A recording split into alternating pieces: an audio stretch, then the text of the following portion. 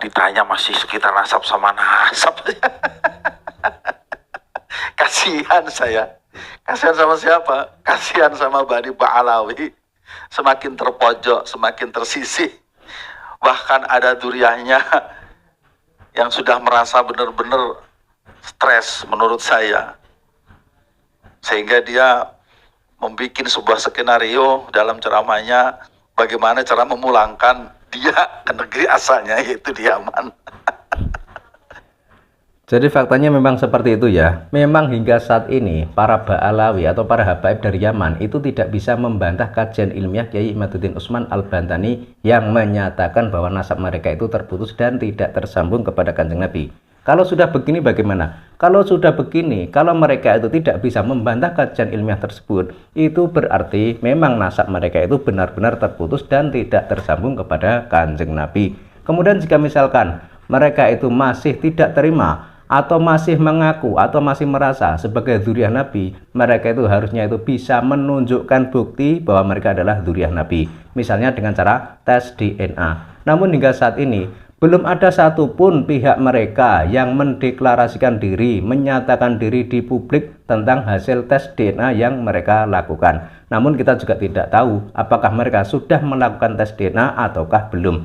Namun yang intinya hingga saat ini karena mereka itu tidak bisa membantah kajian ilmiah Kiai Imaduddin Utsman Al-Bantani, juga belum adanya deklarasi tentang hasil tes DNA yang mereka lakukan, itu berarti menunjukkan bahwa kajian ilmiah Kiai Imaduddin Utsman Al-Bantani itu memang benar adanya. Memang mereka para habaib Ba'alawi dari Yaman itu memang terputus dan tidak tersambung kepada Kanjeng Nabi. Kemudian jika misalkan sekarang ada penggiringan opini, ada narasi-narasi yang menyatakan seolah-olah orang-orang yang meragukan nasab Ba'alawi itu adalah orang-orang yang benci dengan dzurriyyah Nabi, itu adalah tidak benar. Karena sebagaimana kita ketahui, para ulama, para kiai yang meragukan nasab Ba'alawi itu adalah mereka para dzurriyyah Nabi yang asli. Misalnya Kiai Imaduddin Utsman Al-Bantani, misalnya Gus Fuad Barat, misalnya Tubagus Mogi, dan lain sebagainya. Mereka itu adalah salah satu dzurriyyah Kanjeng Nabi dari jalur Wali Songo, sehingga mereka itu tahu tentang semua ini. Namun misalkan dahulu orang-orang mengatakan bahwa para habaib itu adalah dzurriyyah Nabi, itu mungkin karena keterbatasan informasi yang ada di saat itu. Atau mungkin kalau menurut Gus Abbas Buntet Cirebon, itu sejak dulu, sejak kecil, sejak kakek nenek beliau, itu memang sudah tahu bahwa para habaib itu adalah bukan dzurriyyah Nabi. Namun mereka kan kasihan kalau mau mengungkapkannya ke publik. Kasihan karena hal itu bisa menjatuhkan harga diri para habaib tersebut, karena selama ini para habaib itu mengaku sebagai dzurriyyah Nabi. Tapi kalau sudah ada fakta seperti ini, di mana ada segelintir oknum habib yang terang-terangan berani menghina presiden, berani menghina para ulama dan kiai pribumi, berani merendahkan orang-orang pribumi Nusantara, kemudian menganggap kasta lebih tinggi daripada kasta orang-orang di sekitarnya yang bukan dari kalangan habaib, itu kan sudah menunjukkan bukti bahwa mereka itu memang tidak membawa ajaran Nabi. Karena Kanjeng Nabi itu sangat santun, sangat hormat dengan siapapun meskipun bukan dari terah atau dari keluarga Kanjeng Nabi. Jadi itu sangat bertentangan dengan ajaran Nabi yang ada selama ini.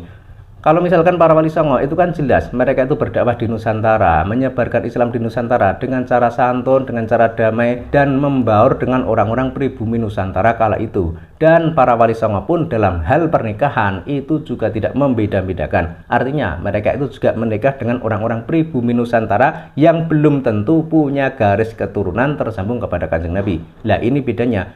Sementara kalau para Ba'alawi itu kan ada aturan-aturan khusus di mana orang-orang Ba'alawi itu tidak boleh menikah dengan orang-orang di luar Ba'alawi. Yang artinya ini kan menganggap bahwa orang-orang di luar Ba'alawi itu dianggap kastanya itu lebih rendah. Mereka tidak pantas dan tidak layak untuk menjadi keluarga Ba'alawi. Kan seperti itu. Nah ini adalah sebuah hal yang harusnya kita jelaskan kepada publik bahwa ini adalah doktrin yang sangat salah dan sangat menyesatkan. Karena sebagaimana kita ketahui bahwa Kanjeng Nabi itu sangat mencintai, sangat menghargai siapapun orangnya, dari klan manapun, dari suku apapun, tidak membeda-bedakan. Dan kembali ke video awal tadi, memang beberapa waktu yang lalu ada seorang habib yang meminta orang-orang pribumi agar demo ke pemerintah, agar mendeportasi orang-orang imigran dari Yaman, dan lain sebagainya. Itu kan sebuah penggiringan opini atau narasi yang menunjukkan bahwa mereka itu memang tidak bisa membantah kajian ilmiah Kiai Imaduddin Utsman Al-Bantani. Karena tidak bisa membantah, akhirnya membuat narasi-narasi yang tujuannya itu untuk mengalihkan perhatian. Sehingga makin ke sini makin kuat saja dugaan bahwa ternyata para habaib dari Yaman itu memang tidak bisa membantah kajian ilmiah Kiai Imaduddin Utsman Al-Bantani, yang berarti bahwa ternyata nasab para Ba'alawi atau nasab para habaib dari Yaman itu tidak tersambung kepada Kanjeng Nabi. Artinya selama ini mereka itu berbohong bila mengatakan bahwa mereka adalah dzurriyyah Nabi, bila mengatakan bahwa dalam tubuh mereka itu mengalir darah Nabi. Itu semua itu bohong dan terbantahkan dengan adanya kajian ilmiah Kiai Imaduddin Utsman Al-Bantani.